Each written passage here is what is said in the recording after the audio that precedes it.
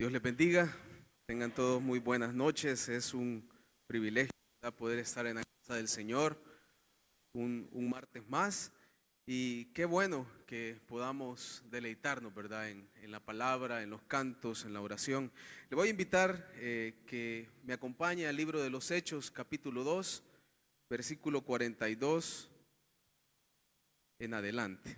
Hechos, capítulo 2, versículo 42 en adelante. Vamos a estar meditando esta noche por unos minutos, ¿verdad?, en la palabra del Señor, y yo quiero esta noche hablar acerca de algunos principios que la iglesia de los Hechos, la iglesia primitiva tenía, y quizás traer esos principios de nuevo para nuestra vida, traer esos principios de esa iglesia antigua, ¿verdad?, que en esencia sigue siendo esta misma iglesia que nosotros vivimos. Hechos capítulo 2, versículo 42 en adelante. Si usted gusta, lo leemos de manera antifonal. Yo leo el versículo 42, usted me acompaña con el 43 hasta llegar al 47. Amén. Dice la palabra del Señor: y perseveraban en la doctrina de los apóstoles, la comunión unos con otros, en el partimiento del pan y en las oraciones.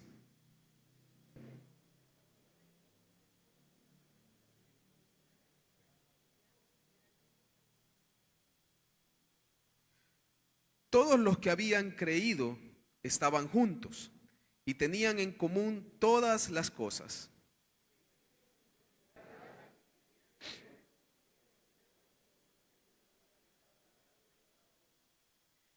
Y perseverando unánimes cada día en el templo y partiendo el pan en las casas, comían juntos con alegría y sencillez de corazón. 47. Alabando a Dios y teniendo favor con todo el pueblo. Y el Señor añadía cada día a la iglesia los que habían de ser salvos. Padre, te damos gracias por esta noche, Señor. Gracias porque tenemos el privilegio de estar en tu casa, de poder adorarte, Señor, poder alabarte, poder venir, Señor, y depositar también nuestras cargas, Señor, para que tú, Señor, las lleves. Padre, yo te pido que esta palabra, Señor, esta noche pueda caer en corazones fértiles, Señor. Que así como el Señor Jesús lo dijo, pueda ser una palabra que produzca mucho fruto, Señor. Al igual que la iglesia primitiva, Señor, queremos esta noche traer a nuestra vida de nuevo estos principios esenciales, Señor, para ser una iglesia empoderada en tu Espíritu Santo. Una iglesia, Señor, de poder con la palabra, Señor. Una iglesia, Señor, que forme discípulos, que forme misioneros, Señor. Una iglesia de impacto, Señor, en este tiempo. En el nombre de Jesús te damos las gracias. Amén y amén. Puede sentarse, amado hermano, y bueno, por ahí veo que está nuestro pastor ya, ¿verdad? Así que bienvenido, qué privilegio que regresó con bien. Y yo creo que todos ahí estuvimos viendo las transmisiones, ¿verdad? Ahí estuvimos viendo las prédicas y gloria al Señor. Pero esta noche, hermanos, yo quiero animarle. Yo quiero esta noche que este mensaje no sea un mensaje exhortativo, sino que sea un mensaje de ánimo. Nosotros actualmente vivimos un tiempo que yo sé que es bastante difícil, bastante complicado. Este mundo va a darnos más afán cada día. Hay afán en la casa, hay afán para el universitario, hay afán para la iglesia en general. Pero yo quiero que esta noche recordemos quizás un poco lo que era la vida de los primeros creyentes. Y que veamos que esa vida de los primeros creyentes puede seguir siendo en esencia nuestra vida también. O esa iglesia primitiva puede seguir siendo la misma iglesia de la actualidad. La Biblia comienza con un versículo maravilloso, fundamental y asombroso. Y yo creo que aquí todos lo podemos, ¿verdad? ¿Qué dice Génesis 1:1? En el principio creó Dios los cielos y la tierra. Y ese versículo para muchas mentes asombrosas a lo largo del tiempo ha sido un versículo muy discutido, porque los científicos no les cabe la idea de cómo algo puede surgir de la nada. Y buscan explicaciones y algunos dicen, que el universo surgió de una chispa, ¿verdad? Un chispazo. Sea una chispa o no, la respuesta que me da la Biblia es que esa chispa, si fue así, la produjo el Señor. Y fue la palabra del Señor. Y lo importante que usted y yo debemos saber es que, así como en el Génesis 1:1, el Señor decidió revelarse a través de la creación, también se reveló a través de la formación del ser humano, que es usted y que soy yo, que somos la creación asombrosa de Dios. Entonces, de la misma manera, ahora venimos a un libro muy conocido llamado Hechos de los Apóstoles. Y así como ese chispazo, llamémoslo así, esa chispa que el Señor encendió en el principio para crear algo tan asombroso como es todo el universo, como lo somos nosotros, también en Hechos surge una chispa, pero una chispa muy diferente, que iba a encender lo que es hasta ahora la iglesia. Iba a encender algo que yo le he llamado la verdadera vida en comunidad. Repita conmigo, la verdadera vida en comunidad. La iglesia primitiva se caracterizaba porque tenía vida en comunidad. ¿Qué será comunidad? Pues simple, comunidad es un grupo de personas. Sin embargo, esta comunidad era muy diferente a cualquier comunidad que usted conoce, porque era una comunidad que tenía vida en el Señor. En el Señor. Y empezamos en el capítulo 2 leyendo el versículo 42. Y yo encuentro en esta lectura algunas cosas esenciales que quizás nosotros en la actualidad hemos perdido como iglesia, como personas. Y quizás el Señor, el martes pasado, ¿verdad? Que mi hermano Neri predicaba, yo me hacía esta pregunta. Yo decía, ¿cómo podemos de nuevo vivir esos tiempos de los hechos? Yo no sé cuántos vinieron el martes pasado y mi hermano Neri predicó del libro de Hechos también. Hablaba de la curación del cojo.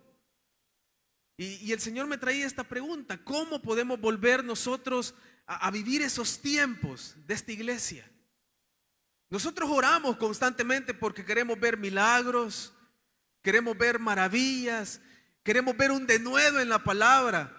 Oramos porque en el aniversario vinieran almas y gloria al Señor vinieron, pero seamos sinceros, no vinieron tal como lo esperábamos, porque hubiéramos querido ver cantidades de gente corriendo acá. Y yo creo que no era solo mi sentir, creo que era el sentir de todos. Ahora, no es cuestión de buscar culpables, es cuestión de volver a la palabra y recordar cuál era la esencia de la iglesia primitiva. Y el pasaje del capítulo 2 comienza diciendo que la iglesia primitiva perseveraba en la doctrina de los apóstoles. ¿Qué significa eso? Que para la iglesia primitiva el discipulado era importante. Y entiéndase por discipulado no el hecho de que usted venga a doctrina específicamente, sino que era importante estar cerca de escuchar la palabra de Dios. O sea, para la iglesia era importante estar quizás lo más cerca posible de los apóstoles para que les enseñaran la palabra de Dios. Pero la pregunta es, ¿cómo nace ese deseo en mí como creyente de estar queriendo escuchar palabra de Dios? Y aquí va el primer principio que yo encuentro. Y es que la iglesia primitiva tenía una obediencia, repita conmigo, obediencia vertical. La iglesia primitiva tenía una obediencia vertical. Era una comunidad de obediencia vertical. Hechos 2:42, lo repito, dice, perseveraban en la doctrina. El Señor Jesús, durante su ministerio acá, cuenta aquella parábola muy famosa del sembrador, ¿verdad? Y yo creo que aquí todos la sabemos. Pero específicamente él habla de la tierra fértil. Y él dice en esa parábola que la tierra fértil es la que va a producir mucho fruto. Que si la semilla cae en tierra fértil, va a producir mucho fruto. Eso quiere decir que si la palabra del Señor está cayendo en un creyente que mantiene una obediencia vertical, la palabra va a producir fruto. La pregunta de nuevo nos resuena, ¿verdad? Pero ¿cómo llego a ese punto de obediencia vertical? Váyase un poquito atrás, allí mismo en Hechos. Hechos capítulo 1, versículo 5. Hechos 1:5 dice: porque Juan ciertamente bautizó con agua, mas vosotros seréis bautizados con el Espíritu Santo dentro de no muchos días. Cuando el Señor Jesús resucitó, pasó 40 días todavía con los discípulos, los apóstoles, ¿verdad? Las personas de las que Él se rodeó. Y Él les dejó un mandato muy claro. Y Él les dijo: espérense, no vayan a moverse, no vayan a predicar todavía hasta que venga el Espíritu Santo. ¿Y qué hizo la iglesia? Según lo escribe Lucas en el libro de Hechos. Piénsenlo un ratito. ¿Qué hizo la iglesia después de ese mandato? Esperaron. Esperaron. Y el mismo capítulo 1 dice que mientras esperaban, se reunían en el aposento, oraban, se congregaban, no estaban predicando. Entonces obedecieron la palabra del Señor. Y es aquí donde este principio quizás nosotros lo hemos olvidado, y quizás es por descuido o puede ser por cualquier otra cosa. Pero ¿qué tanto estoy obedeciendo yo la palabra del Señor? ¿Qué tanto lo que yo vengo a escuchar domingo tras domingo en la mañana o en la tarde, o los cultos que usted venga, o los grupos de crecimiento, qué tanto esa palabra está cayendo en tierra fértil para ser obedecida y producir fruto? Esta es una pregunta de autoevaluación para usted. Usted analícese. ¿Cuánto llevamos de ser creyentes y cuánto de esa palabra que hemos escuchado la estamos obedeciendo? El Señor Jesús les dijo: esperen. Y no les dio tiempo, no les dijo esperen una semana, 2 semanas. No, Él les dio solamente la orden: esperen. ¿Qué le ha dicho a usted el Señor a través de la palabra? Posiblemente a través de una oración que usted esté haciendo, por un milagro, por alguna resolución de problemas. Quizás el Señor le ha dicho que espere. Y quizás algunos ya nos cansamos de esperar. Pero cuando hay creyentes que obedecen verticalmente, va a haber una iglesia de obediencia vertical. Y la iglesia de obediencia vertical es bendecida. Escuche esto.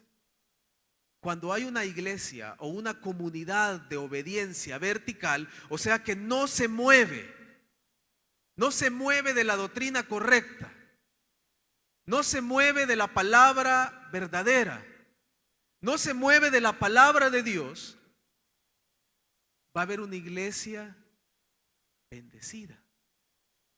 Y entiéndase por bendición no en el área material primero. Entiéndase por bendición, bendición del alma.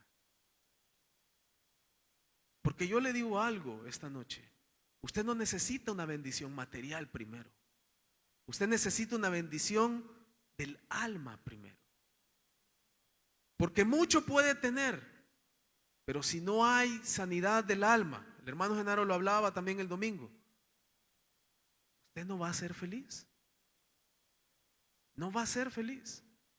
Pero la sanidad también va de la mano con la obediencia. Y una iglesia sana es una iglesia obediente. El Señor Jesús dijo en el Evangelio de Juan: si permanecéis en mí, ¿qué dijo? Ustedes se lo pueden. si mis palabras permanecen en vosotros, dijo, hablando de la vid. Y después, incluso más adelante dice, ¿verdad? Pedid lo que queráis. Pero la condición era permanezcan. La palabra permanezcan, según el griego, significa alguien que no se mueve, alguien que se mantiene, alguien que no va de un lado a otro, alguien que está ahí a pesar de todo. Una iglesia que se mantiene a lo largo de los años cimentada en la doctrina es una iglesia que obedece esa palabra. Es una iglesia que obedece lo que el Señor también dijo: permaneced, permanezcan en mí. Veamos algo más. ¿Cuáles son los beneficios de una obediencia vertical? Y esto lo vemos a través del libro de Hechos. Hechos 1:14. Voy rapidito por el tiempo. Dice: todos estos perseveraban unánimes en oración. Cuando hay obediencia vertical, usted va a ser un creyente y por lo tanto la iglesia va a ser una iglesia, escuche, de oración. No va a haber necesidad que le convoquen un viernes. Usted lo va a buscar. Usted va a venir. Porque usted quiere mantenerse conectado con Dios.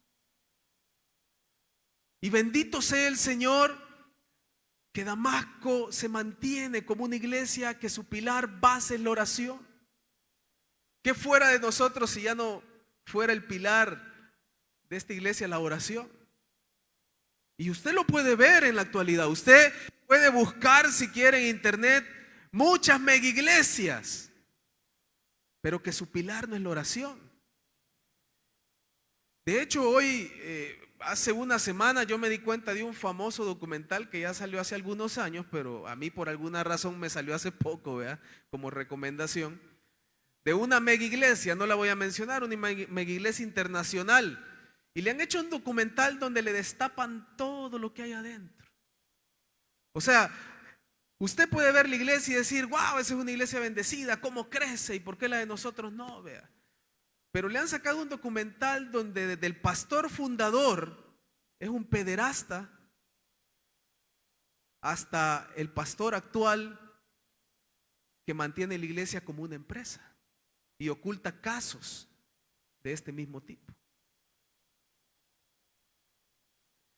Pero la iglesia vertical, la iglesia obediente, sobrevive los tiempos y no tiene de a qué avergonzarse, porque sobrevive en la palabra del Señor, no en el emocionalismo, no en el humanismo, no en la filosofía. Sobrevive en la palabra que usted y yo tenemos por escrito, palabra que ahora usted y yo a veces tenemos incluso en el teléfono. Pero la iglesia vertical la obedece. Y como creyentes, por lo tanto, la obedecemos. Segundo beneficio, Hechos 1:14, segunda parte, dice: perseveraban unánimes en oración, y aquí va la segunda parte, y ruego. Oración y ruego no son la misma cosa. La palabra ruego significa intercesión. Entonces, una iglesia de obediencia vertical es una iglesia intercesora. Ahora, ¿cómo se convierte en una iglesia intercesora? Porque tiene creyentes intercesores. Creyentes que antes de pedir por sus necesidades, van a pedir por las necesidades del otro. De hecho, el principio del evangelio es ese. No pensar en mí, sino pensar en el otro. Ese es el principio del evangelio. Si no, veamos el ejemplo de Jesús. Cuando Jesús estuvo aquí desarrollando su ministerio, muchas veces enseñó de manera muy práctica que él pensaba más en las personas que en él mismo. Muchas veces usted lo va a ver con la persona que los judíos, los fariseos, ¿verdad? Las sectas famosas de aquel tiempo despreciaban, y a Jesús lo va a ver abrazándolos, porque pensaba en el dolor de estas personas. Y muchas veces usted va a ver a Jesús como un Jesús intercesor, como un Dios intercesor. Ahora, la iglesia de los Hechos era una iglesia intercesora. ¿Cómo se lo puedo comprobar? Váyase ahí siempre al libro de Hechos, capítulo 4. Hay un suceso en el capítulo 4, pero no lo vamos a leer todo porque es bastante largo, donde Pedro y Juan son llevados ante el concilio. No sé si ustedes ya lo han leído. Y están siendo juzgados, los meten presos, ¿verdad? Pero para la gloria del Señor los sacan, ¿verdad?, de la cárcel. Y Pedro y Juan van a la comunidad de creyentes, o por decirlo así, a la iglesia primitiva, ¿verdad? Y miren lo que pasa, versículo 23 del capítulo 4. Dice así: y puestos en libertad, vinieron a los suyos. ¿Quiénes eran los suyos? La iglesia. Y contaron todo lo que los principales sacerdotes y los ancianos les habían dicho. Les relataron el juicio, ¿verdad? Y ellos, habiendo oído, miren lo que hace la iglesia, alzaron unánimes. ¿Qué dice? No sé si mi versión es diferente, pero la mía dice, alzaron unánimes la voz a Dios y dijeron: soberano Señor, tú eres el Dios que hiciste el cielo y la tierra, el mar y todo lo que en ellos hay. Vamos a saltarnos al 31. Y cuando hubieron orado, el lugar en que estaban congregados tembló. Y todos fueron llenos, ¿de qué dice ahí? Del Espíritu Santo. ¿Qué más dice? Y hablaban con denuedo la palabra de Dios. ¿Saben por qué se unieron a orar? Porque la palabra no fuera prohibida. Todos estaban en el mismo sentir. Pedro y Juan les contaron lo que les había pasado, que los habían metido al concilio por predicar la palabra. Pero en el instante todos se unieron, no a pedir por ellos, sino a pedir en intercesión porque la palabra siguiera siendo predicada. Una iglesia de obediencia vertical intercede.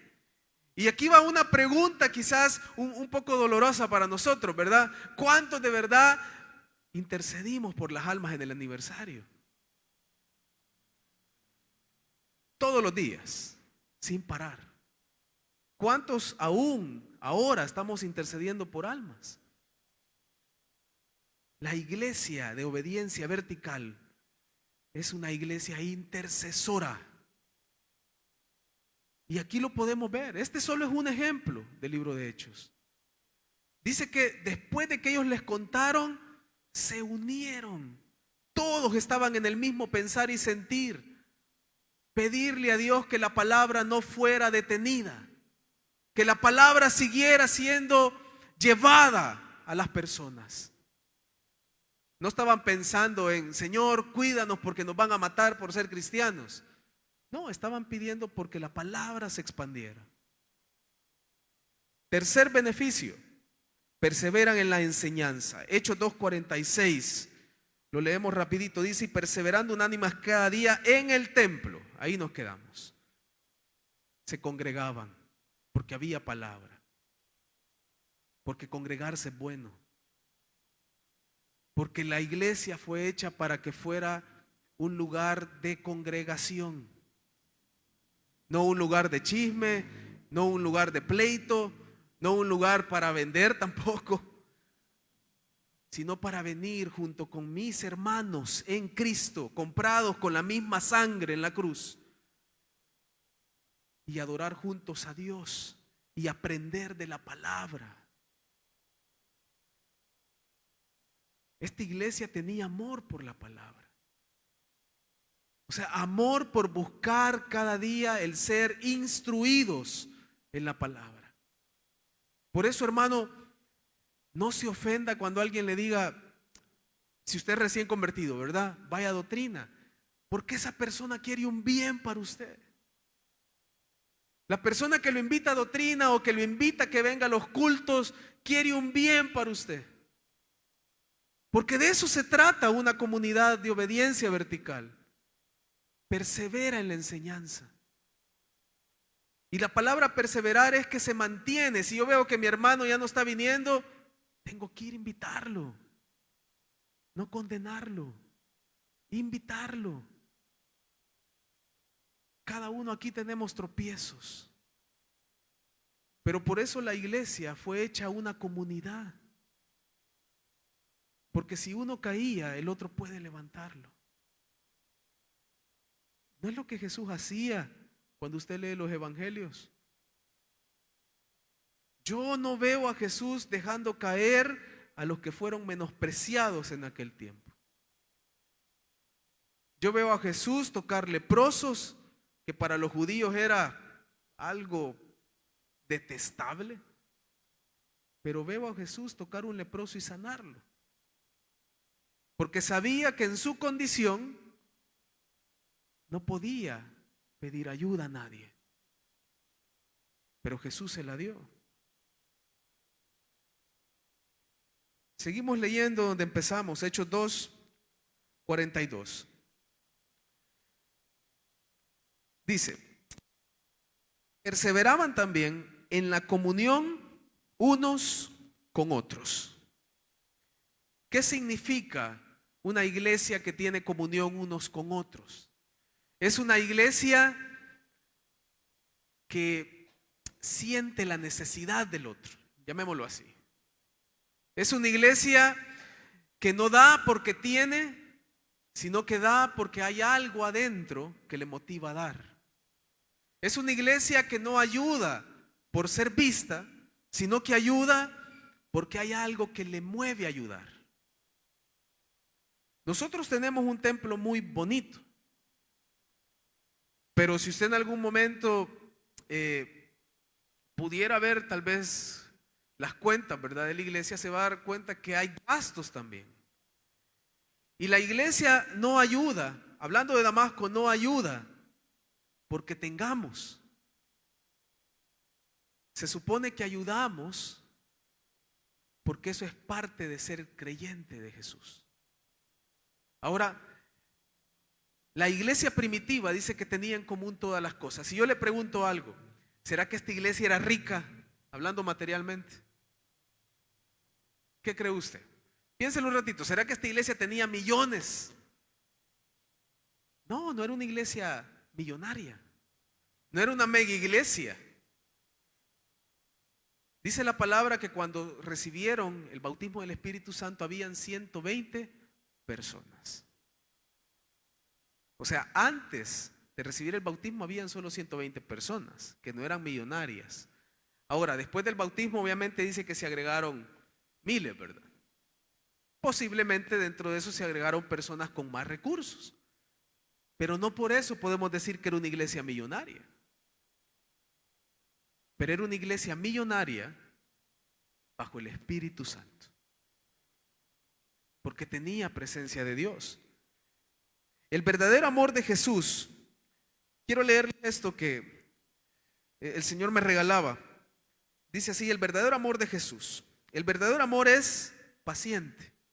Y usted lo va a relacionar rápido. Bondadoso, sin envidia, ni orgullo, ni arrogancias. Nunca es grosero, mucho menos egoísta. No suele irritarse y mucho menos alberga odio en el corazón. El verdadero amor logra perdonar al ser ofendido y soporta el fuego del dolor. Una iglesia que tiene comunión unos con otros es una iglesia fundamentada en el amor de Cristo. ¿Y cuál fue el amor que Cristo nos enseñó? Primera de Corintios 13. Esto está en Primera de Corintios 13. Yo nada más se lo traté de hacer más entendible.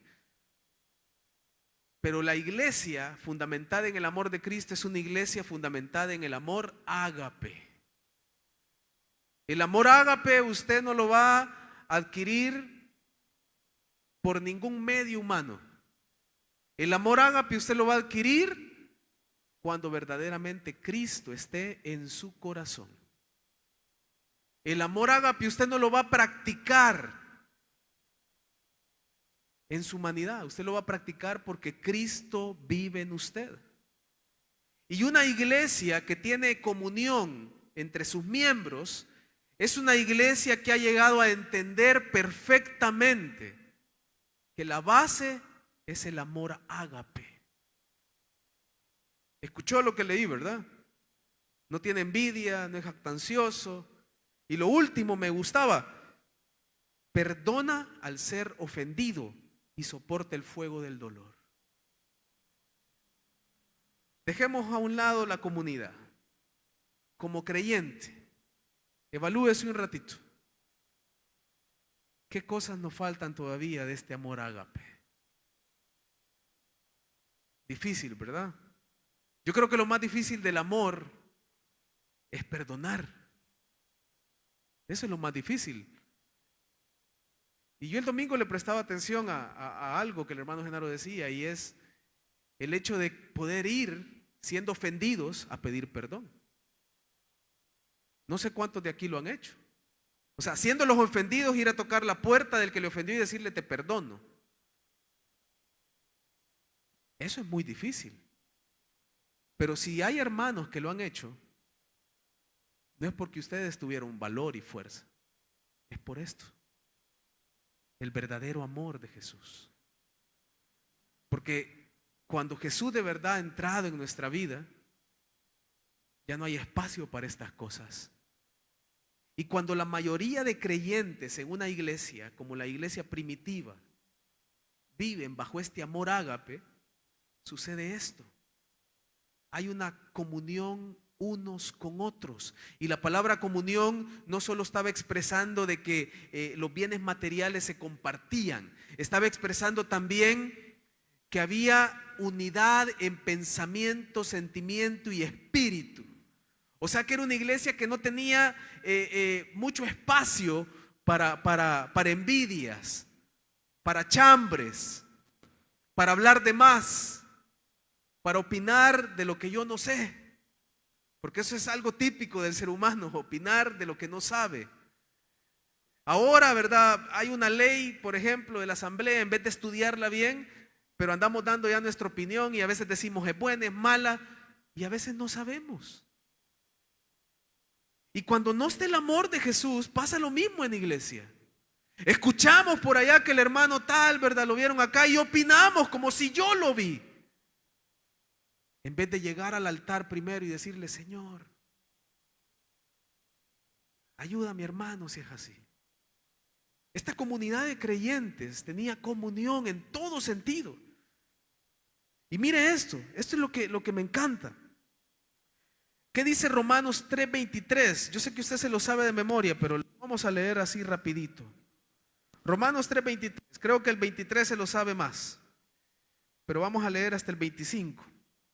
Dice así: por cuanto todos pecaron, están destituidos de la gloria de Dios, siendo justificados gratuitamente por su gracia, mediante la redención que es en Cristo Jesús, a quien Dios puso como propiciación por medio de la fe en su sangre, para manifestar su justicia a causa de haber pasado por alto en su paciencia los pecados pasados. ¿Por qué leo ese pasaje?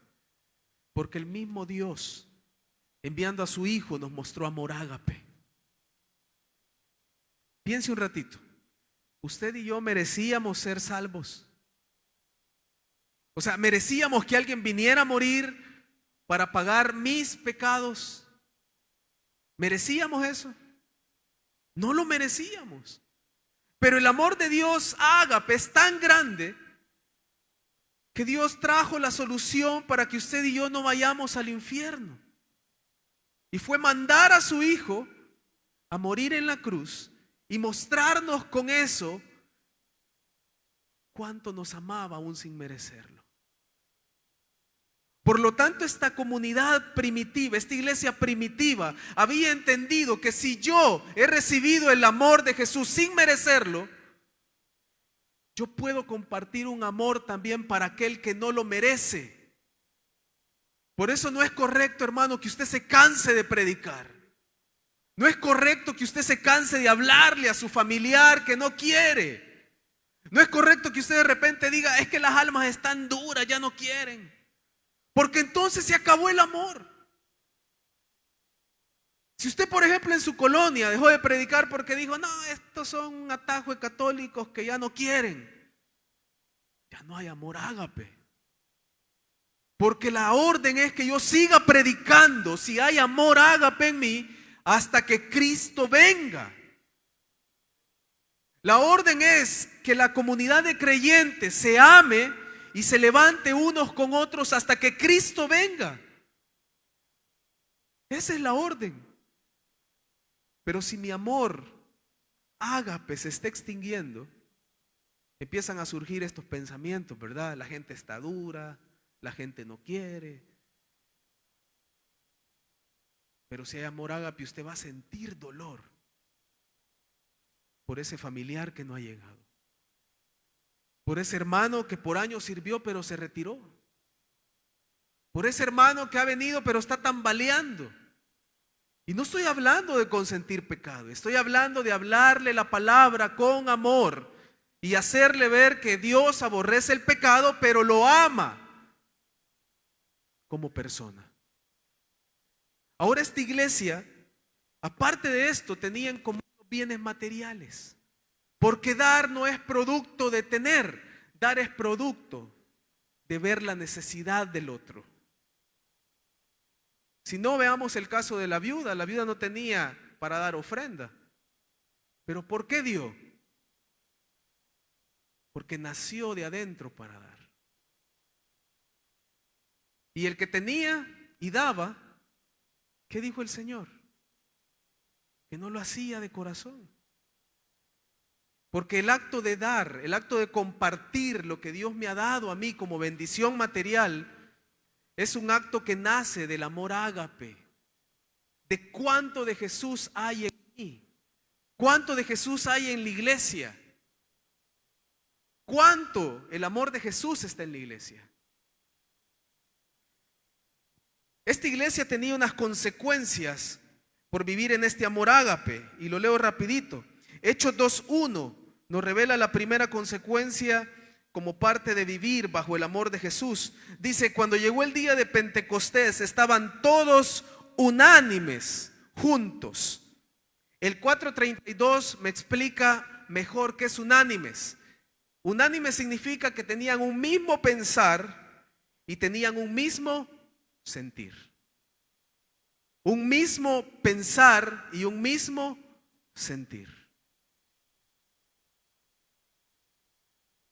¿Está teniendo usted un mismo pensar y un mismo sentir con los objetivos de esta iglesia? Le hago esa pregunta muy respetuosamente y muy sinceramente. ¿Está teniendo usted un mismo pensar y un mismo sentir con respecto a lo que esta iglesia visiona? Usted puede leerlo ahí, si en algún momento no lo ha leído. Estamos en un mismo pensar y sentir cuando venimos a las noches de clamor acá los viernes. Estamos en un mismo pensar y sentir cuando venimos un domingo y nos quedamos al ayuno. O mi sentir y pensar se ha vuelto individualista. Una iglesia bajo el amor ágape piensa y siente lo mismo. Si no, volvamos al ejemplo que ya leímos. Cuando Pedro y Juan salieron y fueron a contarle a los miembros, ¿verdad? En ese momento de la iglesia primitiva, todos sintieron el peso que Pedro y Juan cargaban porque les habían dicho que ya no predicaran más. O sea, en el instante, todos sintieron el mismo dolor quizás que Pedro y Juan llevaban, porque las autoridades les habían dicho: ya no prediquen aquí. Y fue tanto el sentimiento que decidieron orar. Y Dios respondió la oración. Y la respondió con una evidencia palpable, física. Dice que tembló y después de eso tembló el cuerpo de las personas.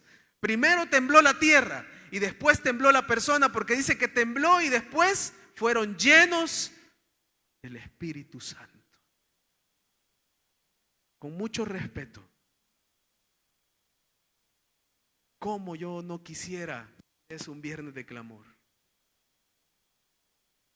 que de repente de verdad tiemble, pero después del temblor todos estemos llenos del Espíritu Santo. Pero el principio es que no estamos pensando y sintiendo lo mismo. No estamos pensando y sintiendo la misma visión, misión. Incluso me atrevo a decir que hay muchos que no comparten ciertas cosas que están en ese cuadro tan grande de las doctrinas que creemos. Y eso es triste. Porque desde el momento que yo juzgo una de esas doctrinas que están en la Biblia y empiezo a hablar y a decir, es que eso no me parece, eso yo creo que es así, me desenfoqué del pensamiento y el sentimiento. No estoy pensando y sintiendo lo mismo que mis hermanos. Segunda consecuencia, ya la dijimos y solo la vamos a recalcar, había poca importancia hacia los bienes materiales. Y aquí surge una historia famosa, ¿verdad? Bernabé, que era conocido como padre de consolación, dice que tenía un terreno, lo vendió, puso todo el dinero a los pies de los apóstoles. ¿Para qué servía este dinero? Los apóstoles empezaban a repartir alimentos a los necesitados, sobre todo las viudas. Recordemos que en aquel tiempo las viudas eran marginadas. Entonces este Bernabé decidió vender su terreno. Ahora, no era una iglesia perfecta, porque si usted lee más abajo se va a dar cuenta que de repente surgió un par ahí, ¿verdad?, que fue contaminado por Satanás. Quisieron hacer lo mismo, pero porque ellos querían aplausos. Porque ellos no habían entendido que Bernabé lo hacía porque el amor ágape lo movía. Ellos vendieron el terreno, sustrajeron una parte y la dieron a los apóstoles porque querían que la iglesia dijera, wow, ellos también son buenos como Bernabé. Pero como el Espíritu Santo lo sabe todo, usted ya sabe la historia, ¿verdad? En el instante cayeron. Pero aquellos que vivían bajo el amor ágape tenían poca importancia acerca de los bienes materiales. Vivimos en una era materialista. Sí, vivimos en una era sumamente materialista, hermano. Últimamente estamos afanados en ganar, ganar, ganar. Y muchas veces queremos hasta dejar a Cristo con tal de ganar más. Las mismas mega iglesias, no todas, pero sí la mayoría, sabe que ya no funcionan bajo el orden bíblico o de organización que la Biblia da, sino que funcionan como empresas. Sí, hay muchas iglesias que hoy funcionan como empresas. Si algo les generó dinero, lo mantienen. Y la Biblia habla de una organización muy diferente. La Biblia nunca habló de que la iglesia se volviera rica con el evangelio. La Biblia siempre enfocó, o mejor dicho, Hechos siempre enfoca a la iglesia bajo el propósito central, que es expandir el evangelio. Claro, necesitamos recursos para eso. Pero así como vienen los recursos, se van para expandir el evangelio. ¿Cuál es la otra consecuencia? Hechos 2:46, y este sí lo vamos a leer porque me interesa más todavía. Dice Hechos 2:46, perseveraban unánimes cada día en el templo y partían el pan en las casas. Y esta es la parte importante. Comían juntos, escuchen, comían juntos. Pero las dos palabras que me interesan están a continuación. Con alegría y sencillez de corazón. Quiere decir que esta era una comunidad que tenía una vida de alegría y sencillez verdadera. Los hermanos se sonreían, pero la sonrisa era sincera. No se sonreían y decían, mira al hermano, pero le voy a decir Dios le bendiga porque... No, se sonreían porque se amaban y eran sencillos. ¿Sabe qué significa que eran sencillos? Que los apóstoles, que eran los que enseñaban, que eran los que llevaban en ese momento la dirección de la iglesia, en ningún momento se sintieron más que ellos, ni menos tampoco. O sea, cada uno se veía como lo que era, personas compradas por la sangre de Cristo, personas hechas a la imagen y semejanza de Dios. Un dato interesante. Cuando usted hable mal de un hermano, recuerde que está hablando mal de la imagen y semejanza de Dios.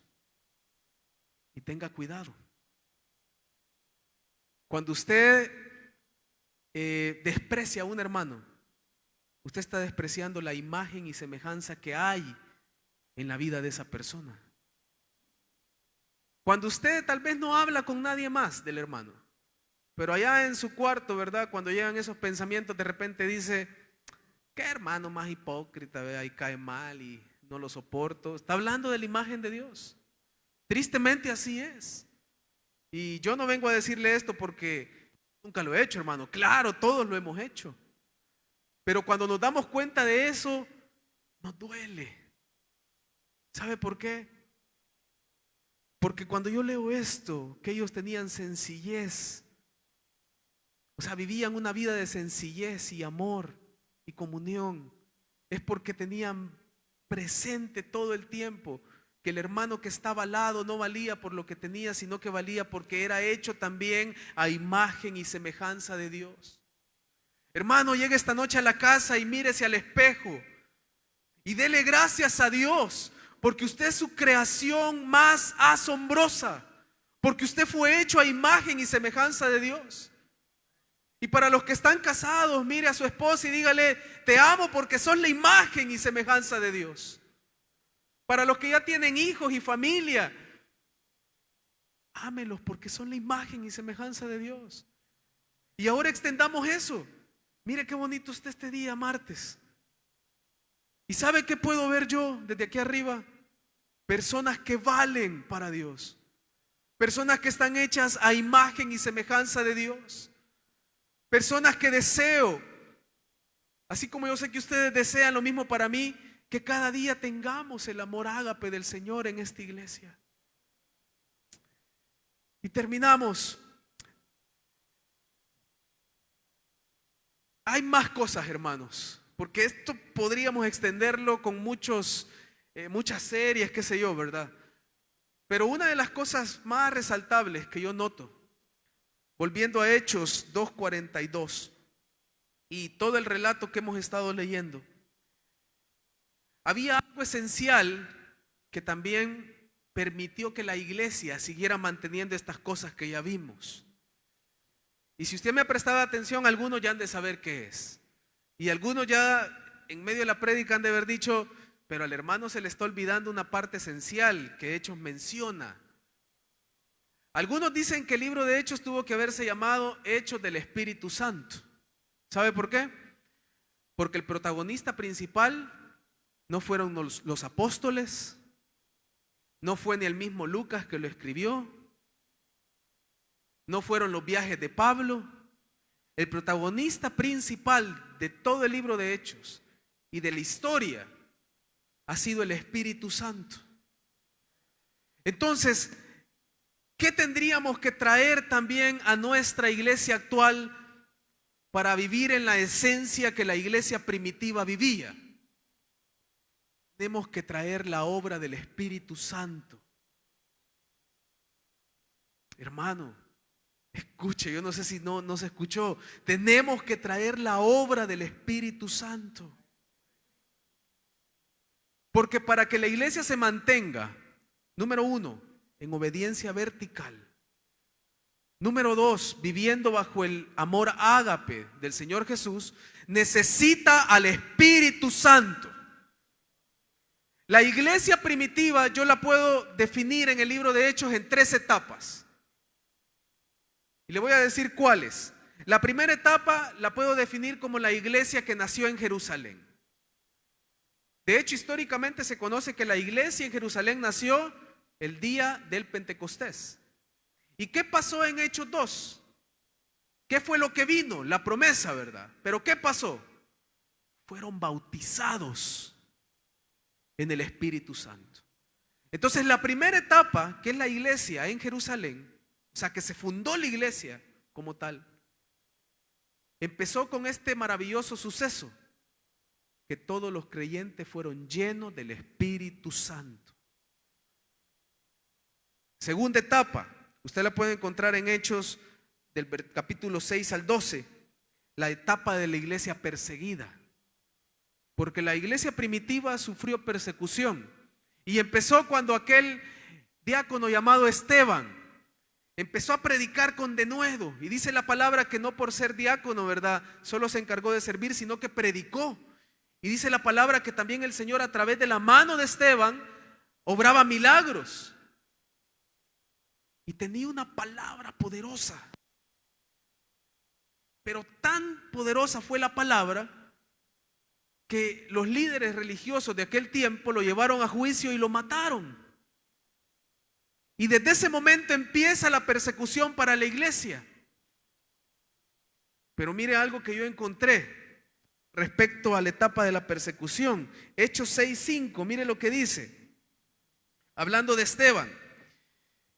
Recalquemos que Esteban era diácono y aquí van otros más, pero lo que me interesa es ver esto. Dice que Esteban era varón lleno de fe y del Espíritu Santo. Si la iglesia perseguida empieza con Esteban, mire qué curioso. Esteban era lleno del Espíritu Santo. Otra vez el Espíritu Santo. Y luego de la muerte de Esteban, si usted quiere, se va a Hechos 8, 14, 17. Mire lo que pasa. Cuando los apóstoles estaban en Jerusalén, oyeron que Samaria había recibido la palabra de Dios, porque obviamente cuando vino la persecución empezaron a salir, ¿verdad?, a predicar a otros lugares fuera de Jerusalén. Y escuche lo que pasa. Enviaron allá a Pedro y a Juan, los cuales, habiendo venido, oraron por ellos. ¿Y qué dice? Para que recibiesen. No los escucho muy convencidos. Dice, para que recibiesen al Espíritu Santo. Lee el siguiente. Porque aún no había descendido sobre ninguno de ellos, sino que solamente habían sido bautizados en el nombre de Jesús. Entonces les imponían las manos y ¿qué pasaba? Recibían el Espíritu Santo. Segunda etapa, la iglesia perseguida. ¿De qué estaban llenos los creyentes en la segunda etapa? Del Espíritu Santo. Tercera etapa, la iglesia misionera. ¿Con quién nace la iglesia misionera? Con Pablo y Bernabé. Del capítulo 13 al 28 usted va a ver que Hechos hace un giro narrativo y se enfoca en los viajes de Pablo y los demás compañeros de milicia, ¿verdad? Y empieza la iglesia misionera, la etapa de la iglesia primitiva en las misiones. Pero también me llamó la atención esto, que para que Pablo y Bernabé salieran a misiones, mire quién los mandó a misiones. No los mandó Pedro, no los mandó ninguno de los apóstoles. Mire lo que dice. Había entonces en la iglesia que estaba en Antioquía profetas y maestros: Bernabé, Simón, el que llamaban Níger, Lucio de Cirene, Manaén, el que se había criado junto con Herodes, el tetrarca, y Saulo. Y el 2, ministrando estos al Señor y ayunando, dijo el Espíritu Santo: apartadme a Bernabé y a Saulo para la obra que los he llamado. ¿Quién elige los misioneros, hermano? El Espíritu Santo. ¿Quién elige a los pastores? Dios, a través del Espíritu Santo. Así que dejemos de andar inventando que tenemos un llamado y quizás no lo ha hecho el Espíritu Santo. O sea, yo no estoy en contra de alguien que diga, ¿verdad?, el Señor me llamó. Pero tiene que estar muy seguro que no lo llamó su emoción. Esté seguro de que de verdad el Espíritu Santo dijo: te aparto para esto, te aparto para lo otro. La iglesia misionera empieza de nuevo con la participación del protagonista de Hechos, el Espíritu Santo. Pero mire algo más de la iglesia misionera y con esto terminamos. Capítulo 19, versículos 6 y 7. Dice lo siguiente: y habiéndoles impuesto Pablo las manos, aquí ya había avanzado las misiones, vino sobre ellos, ¿qué dice? El Espíritu Santo. Y hablaban en lenguas y profetizaban. Eran por todos unos 12 hombres. El Espíritu Santo como protagonista y el Espíritu Santo llenando de nuevo a los nuevos creyentes. Hermano, la iglesia primitiva no encajonó al Espíritu Santo. Y con esto yo no le estoy hablando que ya el domingo venga a hablar lenguas por emoción, no. Estoy hablando de que tenemos que creer en la obra que hace el Espíritu Santo. El mismo Jesús dijo, yo me voy, pero les envío un consolador. ¿Y quién es el que está trabajando en nuestro tiempo? El Espíritu Santo. ¿Y contra quién ha levantado Satanás muchas falsas doctrinas? Contra el Espíritu Santo. Usted lo puede ver. Usted puede ver muchas iglesias que hablan del Espíritu Santo, pero no como el protagonista central de la iglesia. Hablan como ese ente, como esa fuerza, dicen ellos, y no como la persona que es. Y tristemente hasta nosotros muchas veces lo hemos creído. Y a veces no lo entendemos porque como no vivimos en obediencia vertical, no buscamos la enseñanza dentro de la iglesia. Hoy con tanta facilidad la buscamos en YouTube, la buscamos en Spotify, la buscamos allá donde aquel que habla bonito y me habla de bendición material. Y no la buscamos en la palabra y en la iglesia. Quiero decirle esto, amado hermano, usted está en una iglesia de sana doctrina. Y yo que llevo algunos añitos, otros llevan más que yo, pero yo que ya llevo algunos. Y que por un tiempo trabajé con un ministerio muy famoso de las asambleas que tiene que ver con los niños y me tocaba visitar muchas iglesias. Un día le dije al Señor, gracias, porque estoy en una iglesia donde siento que todavía está la esencia de la iglesia primitiva. Donde todavía hay mensaje donde se me dice que la palabra es la única autoridad y el Espíritu Santo tiene que obrar en mi vida. Porque si yo no le abro la puerta al Espíritu Santo para que Él obre en mí, en la iglesia, entonces no va a haber un cambio. Le he leído las 3 etapas en las que se divide la iglesia primitiva en el libro de Hechos. Y usted lo puede ir a leer a la casa. Y se va a dar cuenta de lo mismo que aquí nos hemos dado cuenta. El Espíritu Santo estaba ahí. ¿Y por qué ahora yo lo voy a sacar? ¿Por qué?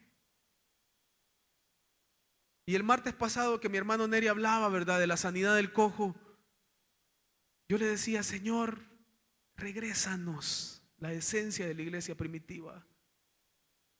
Regrésanos el día martes la esencia de la comunidad cristiana que vive bajo la obra del Espíritu Santo. Regrésanos cada culto que tenemos acá, cada grupo de crecimiento, a la esencia de la iglesia primitiva. Pero para volver a eso, el punto central es este último. Debo permitir la obra del Espíritu Santo en mi vida.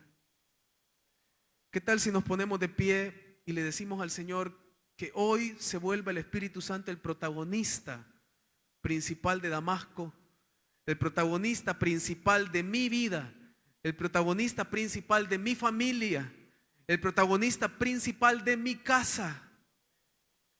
Y yo no le vengo a hablar esto porque yo lo viva perfectamente, no, se lo hablo porque el Señor también a mí me confrontaba y a mí me decía, Luis, muchas veces la obra del Espíritu Santo la has menospreciado.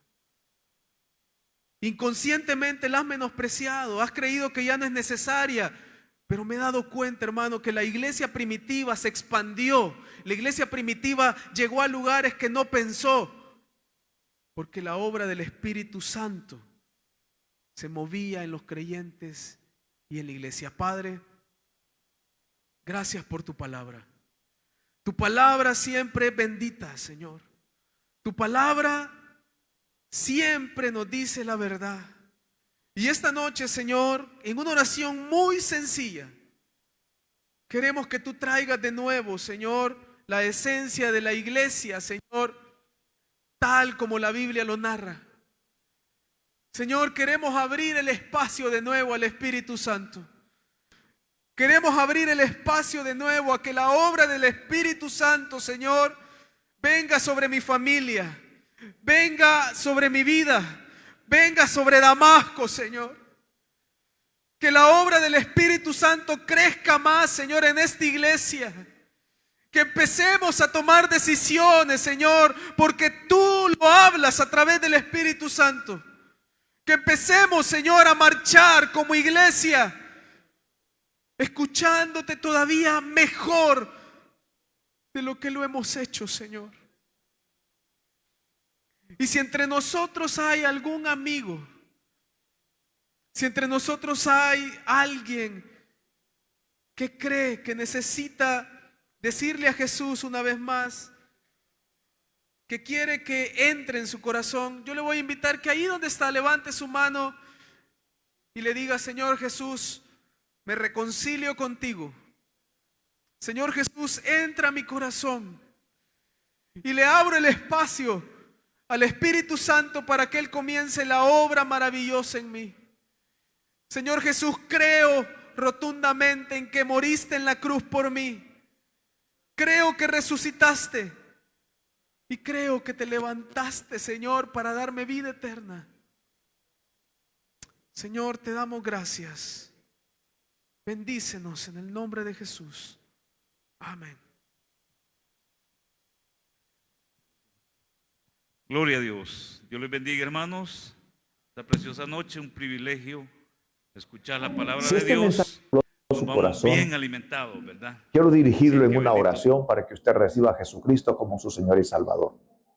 Padre Celestial, en el poderoso nombre de Jesús, vengo ante ti para entregarte toda mi vida. Quiero pedirte, Señor, que perdones mis pecados. Yo te he fallado, pero en este momento te entrego, Señor, todo mi ser. Confieso que Jesús es el Señor y creo firmemente en mi corazón que Dios resucitó a Cristo de los muertos. Padre, perdóname. Pido que la sangre de Jesús me limpie de todo pecado. Fortaléceme para poder caminar en el Evangelio. Lo pido en el nombre de Jesús. Si usted hizo esa oración, entonces usted ha recibido a Jesucristo como su Señor y Salvador. Le invitamos a que se congregue en una iglesia de sana doctrina. Pero si usted decide visitarnos, le voy a dar nuestros horarios. El domingo nosotros nos reunimos a las 8:30 en la mañana y a las 3 de la tarde. El martes a las 6:30, el jueves a las 3 de la tarde y a las 7 de la noche. El sábado a las 6:30. Le decimos desde ya, bienvenidos. Que Dios le bendiga.